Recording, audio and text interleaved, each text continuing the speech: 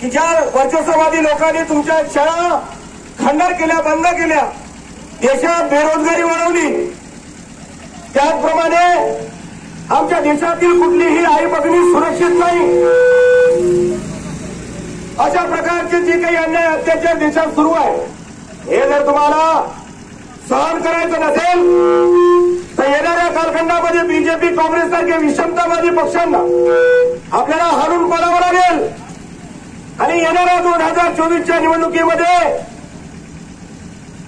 आपल्याला वंचित बहुजन आघाडी सारखी जी काही समतावादी गोंडवाना पक्ष, ओबीसी संघटना हे संयुक्तरित्या निवडणूक लढणार आहे, यांना तुम्ही निवडून आणायचं आहे.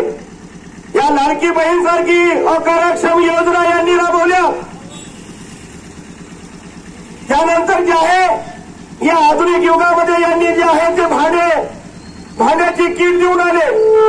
म्हणजे या स्वातंत्र्यानंतरही या देशातील गरिबी अजूनही गेलेली नाही असं या विषमतावाद्यांनी दाखवून दिलेलं आहे.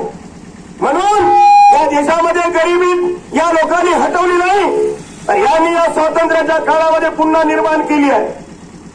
यांना आपल्याला महाराष्ट्र शासनातून हद्दपार करायचं असेल तर जे काही लालच आहे तुम्हाला देत आहे, याला बळी पडू नका आणि आपल्या येणाऱ्या पिढीचे जीवन बर्बाद करू नका.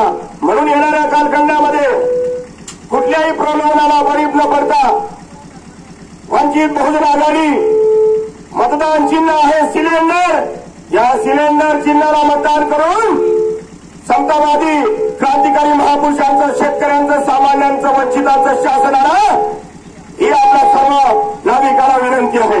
वंचित बहुजन आघाडीचा, वंचित बहुजन आघाडीचा, बाळासाहेब आंबेडकर आगे बढ़ो, बाळासाहेब आंबेडकर आगे बढ़ो, हम तुम्हारे साथ हैं. डॉक्टर बाबासाहेब आंबेडकरांचा